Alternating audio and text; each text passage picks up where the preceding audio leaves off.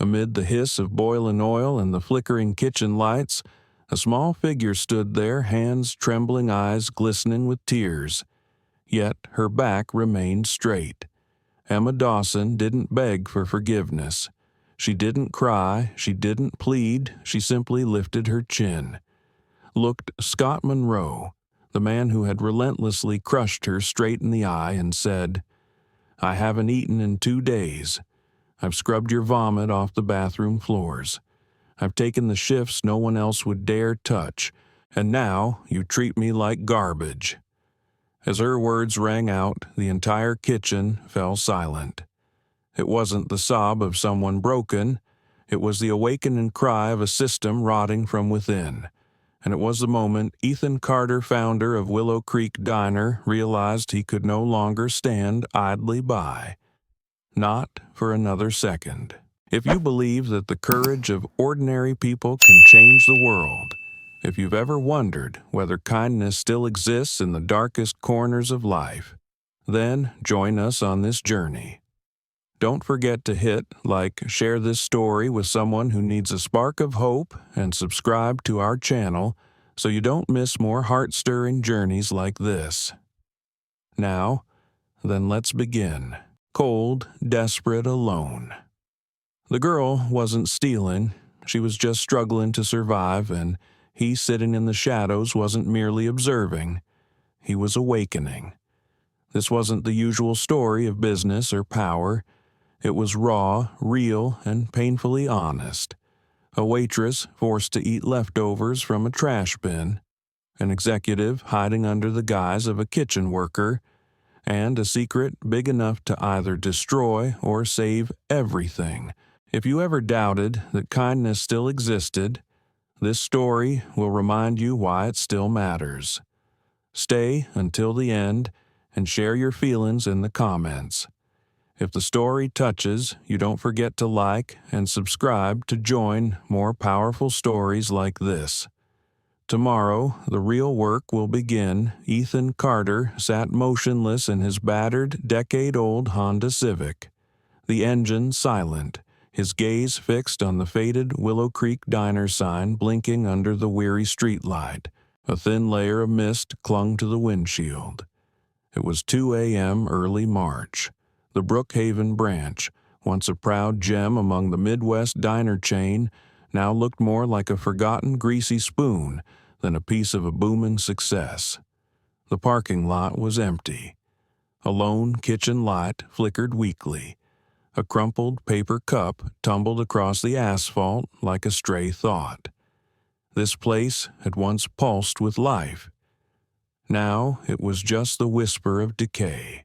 15 years ago, Ethan had started Willow Creek Diner with a rusty food truck, a gas stove, and stubborn dreams. That dream had blossomed into 32 locations across the Midwest. But lately, the numbers told a different story. Sales were plummeting, employee turnover was skyrocketing, app reviews read like obituaries for a dying dream. Yet the regional managers kept grinning in meetings, soothing everyone that it was just a seasonal slump. Ethan didn't buy it. He didn't need reports. He needed the truth, and truth rarely wore a name tag. He stared at his own reflection in the rearview mirror. The polished CEO in tailored suits was gone. In his place was Mason Reed, scruffy-bearded, cheap-clothed, carrying the scent of other people. He had deliberately blurred himself. Long hair, hollow eyes, a man no one could recognize from the About Us page on the company's website. Tonight, Ethan hadn't come to inspire. He had come to disappear, to slip into the broken bones of the empire he had built, whatever had happened to Willow Creek Diner. He wasn't waiting for a quarterly report to find out. He opened the door, stepping into the biting cold, moving toward the dim light. Tomorrow, the real battle would begin. The stench hit him first. The reek of burnt oil mixed with stale coffee and the acrid bite of bleach failing to mask the gloom, Ethan pushed open the grimy glass door into the dining area. The scene looked untouched by love or cleaning for weeks. Sticky tables, sagging chairs, napkins scattered in a defeated trail from an overturned trash bin. The front counter was deserted, save for a young girl in a faded polo shirt tapping distractedly on her phone. Managers in the back, she mumbled, eyes never lifting from her screen. No greeting, no smile, not even a glance. Ethan nodded silently, weaving through the chaotic maze. A forgotten mop bucket blocked the aisle. The ceiling light buzzed overhead, casting sickly yellow across grimy patches. An old receipt from the night before fluttered along the draft from the main door, behind the swinging kitchen doors. The sounds sharpened, metal, clanging, muttered, cursing. Chaos wasn't an emergency here. It was a rhythm. The rhythm of surrender. He passed a broken soda machine duct-taped into submission and glimpsed a staff fridge propped open by a frying pan. This wasn't just a struggling branch. This was a sinking ship abandoned by its own crew. Ethan felt a tightness in his chest. No alarms were sounding. Maybe no one believed it was worth saving anymore. Still, he walked on. The manager's office, huddled behind a crooked employees, only sign its hinges screeching like a warning. Inside, flickering fluorescent lights revealed a mess, piled up leftover containers, unopened mail, an ancient computer flashing an error code. Behind the desk, Scott Monroe, slouched in a battered swivel chair, feet up on a filing cabinet, a toothpick lazily shifting between his lips. Ethan stepped in, holding out a meticulously forged resume. "My name's Mason Reed," he said, offering his hand. "Applying for the line cook position." Scott didn't bother shaking it. He glanced at the resume, gave it a perfunctory flip, then tossed it onto a pile of sauce-stained invoices. "Know how to run a fryer." Ethan met his gaze calmly. "Done it plenty. Good enough.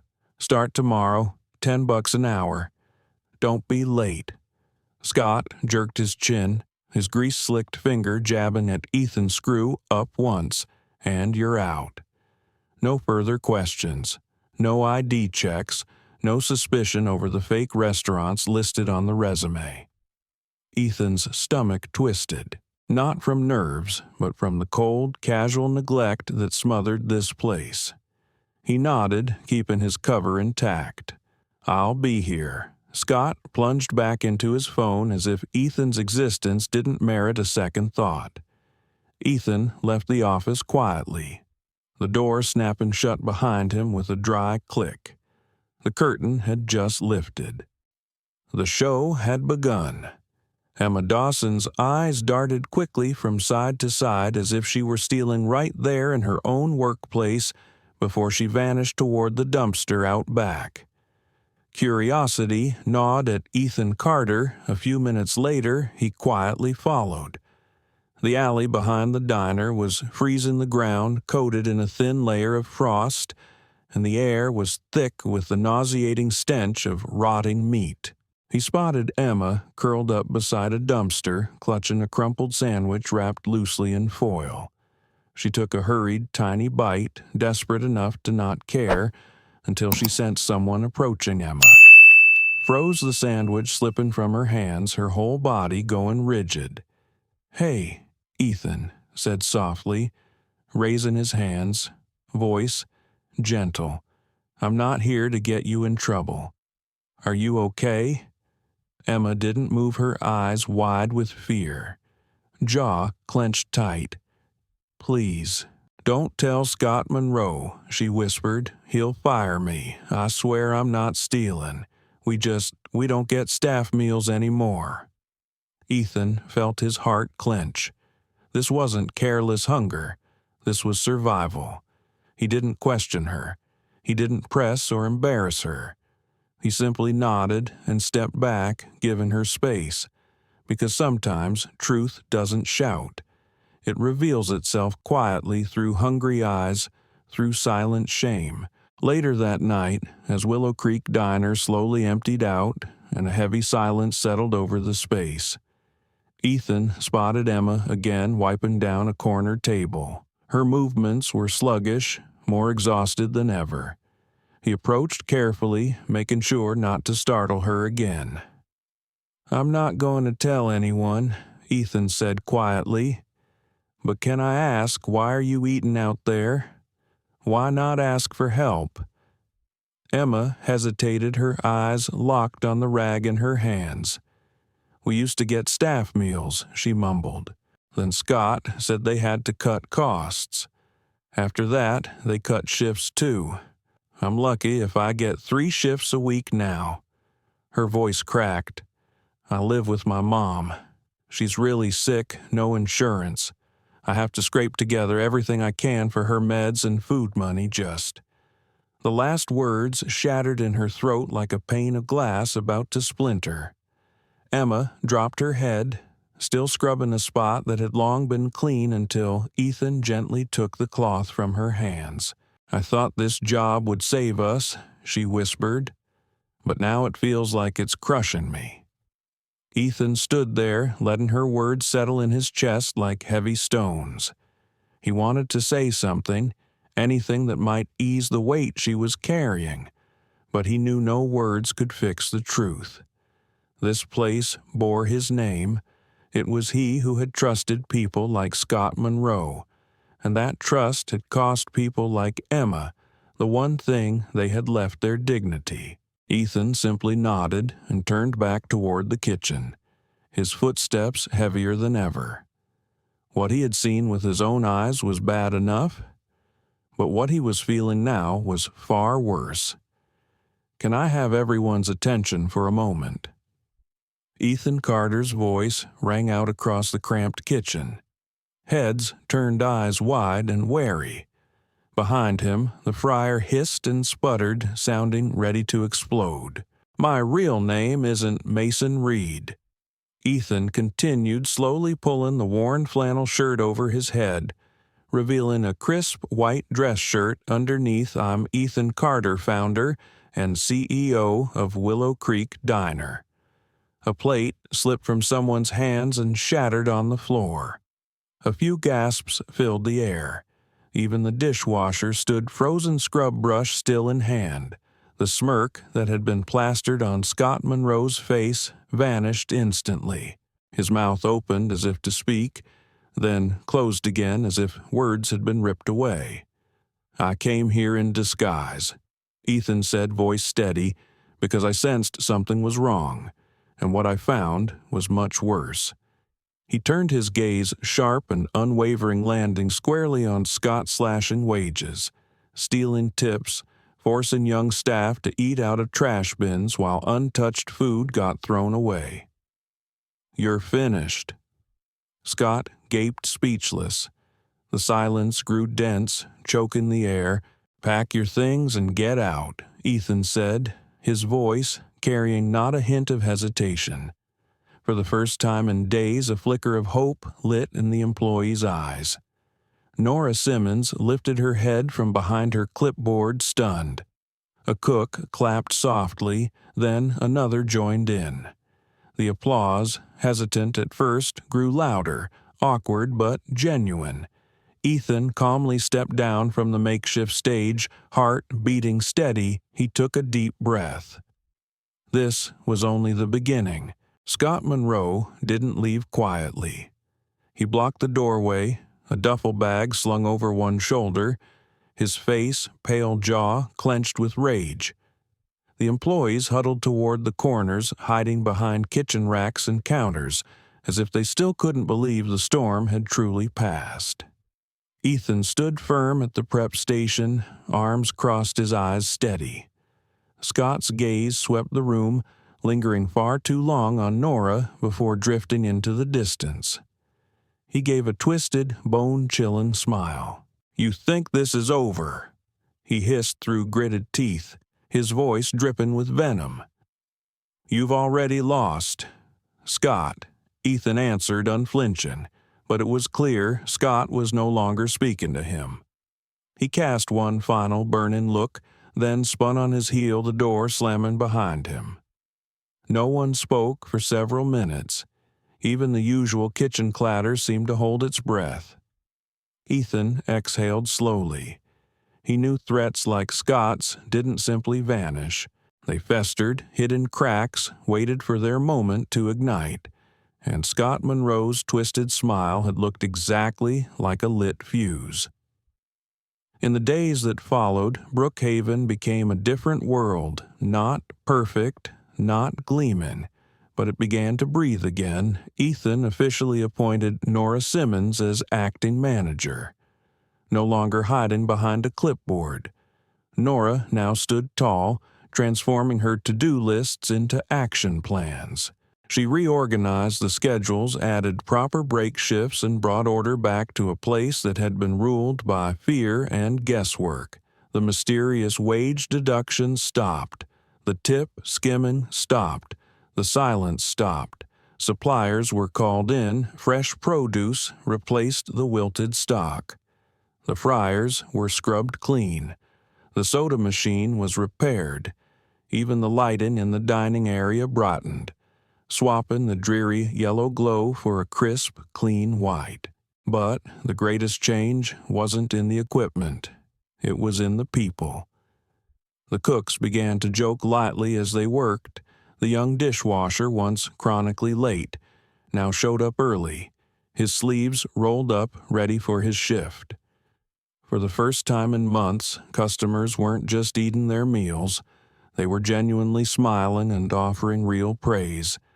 And yet the name Emma Dawson was never spoken aloud. But every time someone passed the empty service cabinet near the staff bathroom, their eyes inevitably drifted toward it, as if hoping to find something or someone there. Ethan noticed too.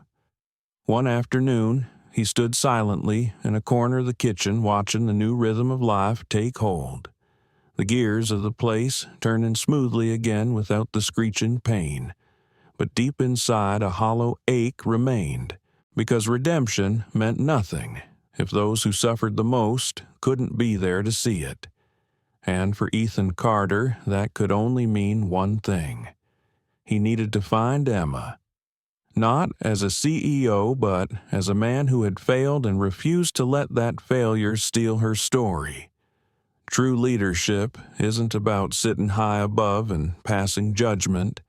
It's about stepping directly into the hardship, touching every crack in the system to truly understand. That night, long after the office lights had gone dark and the streets outside had fallen silent, Ethan Carter remained sipping a cup of cold coffee, eyes scanning over the new payroll adjustment charts. Suddenly, an email appeared. No subject, no sender. Just a single sentence, $40,000 by Friday, or everything gets exposed. Ethan's chest tightened. He opened the first attachment, a blurry photo showing him as Mason Reed standing by the dumpster talking to Emma Dawson. The angle made it seem secretive, like something illicit. The second file hit harder, ace still of Nora Simmons. Her hand near the cash register drawer captured mid-motion, framed as if she were doing something suspicious. Ethan leaned back in his chair, blood pounding in his ears. It had to be Scott Monroe. The photos weren't proof of any crime, but they were perfectly crafted to stir scandal. A CEO spying on vulnerable employees.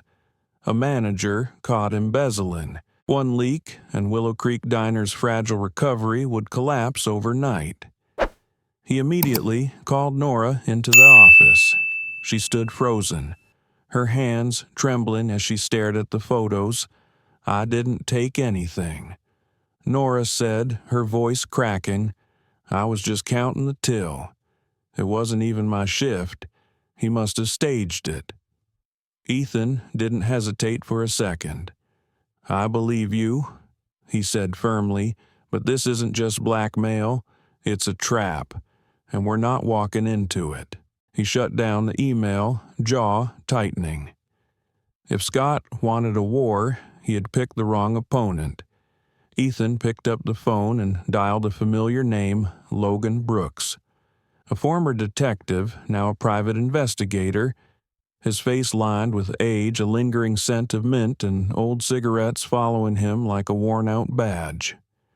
"If you want dirt on a guy like Scott Logan," said, flipping open his battered spiral notebook, "you gotta dig through the old paperwork." It didn't take long. Scott Monroe had been stealing for years. Inflated supplier invoices, ghost employees forged time cards with padded overtime money funneled quietly into an offshore account. And then Logan found the nastiest detail Scott had installed, a motion sensor camera behind the dumpster, trying to catch staff stealing food or skipping shifts. Instead of trapping a thief, he had dug his own grave. Logan laid the evidence out in front of Ethan, like the final move in a high-stakes chess match. "He's got no way out," Logan said with a smirk. Ethan stared at the stack of documents, feeling not triumph, but a deep, bitter sorrow. He had let things fester far too long. "It's time to end this," he said quietly. The rundown motel clung to a lonely highway, its vacancy sign flickering like a fly trapped in syrup. Ethan parked under the sputtering streetlight, dark clouds swirling above room 107 cash payment. Fake name. Typical cheap trick from Scott. Ethan knocked. The door creaked open, then swung wide. Scott Monroe leaned against the frame, his grin crooked and shameless. "Well, look who finally dragged himself down here," he sneered. Without a word, Ethan stepped inside and tossed a folder onto the bedbank. Statements, payroll tampering image analyses, a web of undeniable fraud. "It's over," Ethan said coldly. Scott flipped through a few pages, feigning indifference. "You think this crap scares me? I hit send and your whole damn empire goes up in smoke." "Go ahead," Ethan said calmly. "My lawyer's waiting." Scott hesitated, and a whole team of witnesses. Ethan pressed his voice, cutting like a blade. "Emma Dawson, Nora Simmons. Everyone ready to testify. You've got nothing left but smoke and ashes." Scott's fake smile cracked. He let out a dry, broken laugh, tossed the file back onto the bed, and slung his bag over his shoulder. "This place was a dump anyway," he muttered. Scott Monroe shoved the door open and disappeared into the night. Ethan stood still, heart pounding but steady. It was over. No explosions, no headlines, just silence and the slow collapse of something rotten to its core. 6 months later, the Brookhaven branch had completely transformed. The grease and grime of old were gone, replaced by polished tables and freshly tiled floors. The kitchen buzzed with a professional rhythm, free from screaming and fear. The dining area no longer echoed with emptiness but with laughter, clinking glasses and the warm chorus of birthday songs. Nora Simmons ran the place as if she had been born for it, steady, decisive, and kind. Her clipboard now carried concrete goals, not just a shield against terror. The team trusted her. They trusted each other. And Emma Dawson. She hadn't just returned. She had risen, a gleaming new name tag pinned proudly to her chest. Supervisor Emma guided new hires with patience, organized pre-shift meetings, remembered every regular's favorite order. When a diner's card was declined, she quietly covered the tab. When a cook lost a family member, she organized the funeral meals herself. Ethan Carter hadn't just raised her wages, he had established the Emma Dawson Scholarship Fund. Now, 2 nights a week, Emma left her shift early to attend business management classes at the local community college. One night, she told Ethan, her eyes bright, not with hope, but with certainty. "I'm going to open my own restaurant someday." And Ethan believed her. One evening, Ethan stood near the register sipping black coffee, watching the team move like a living machine. not out of obligation, but out of pride, ownership, and family. Willow Creek Diner was no longer just a name on a sign. It was a testament that second chances weren't fantasies. They were built meal by meal, shift by shift, by hands that had once known defeat. That night, Ethan Carter stepped out onto the sidewalk, the cold night air brushing against his skin. Above him, the freshly refurbished Willow Creek Diner sign glowed brightly. Inside, Emma Dawson laughed with her co-workers. Nora Simmons double-checked an order list. The air inside wasn't just filled with customers. It was filled with meaning. Ethan let the door swing closed behind him. His car still sat parked where it all began. That day, he had been just a shadow in a worn flannel shirt full of doubt. That day, he thought this place was beyond saving, but he had found what he had nearly forgotten: the heart of Willow Creek. Diner was never in the numbers. It was in the hands, chopping onions at 5 a.m., in the soft giggles at the end of a long shift, in the girl who once scavenged leftovers, now building her future on her own 2 feet. Ethan Carter smiled a slow, deep smile. The past had been heavy, but the future was light, and this time he didn't have to walk it alone.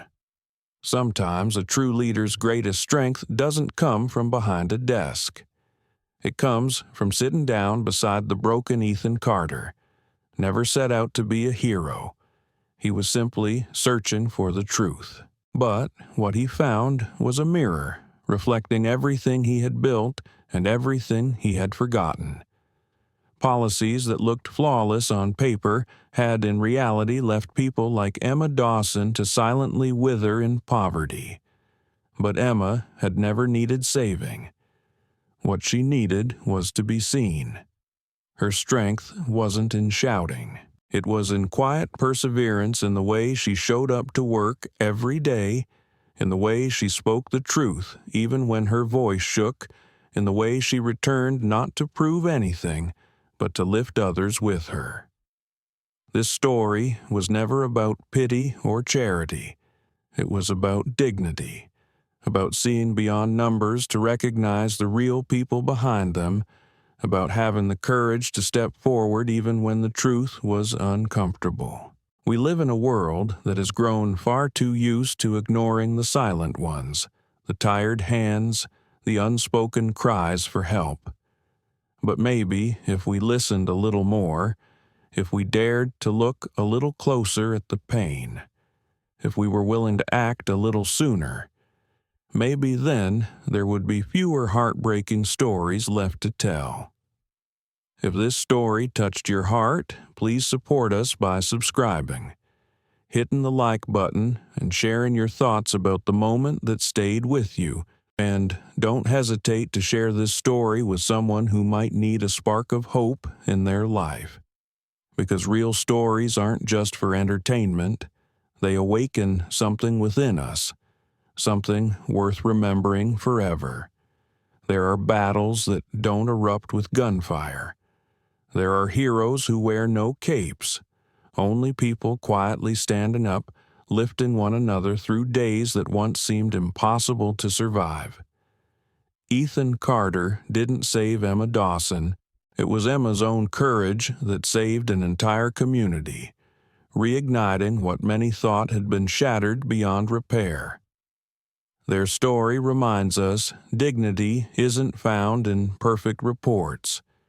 It's found in the way we truly see one another, in the hands extended at just the right moment, in the quiet bravery that needs no audience. If this story touched you, if you believe in the power of kindness and resilience, please hit like, share this video to spread hope, and subscribe to our channel to continue walking with us on more meaningful journeys.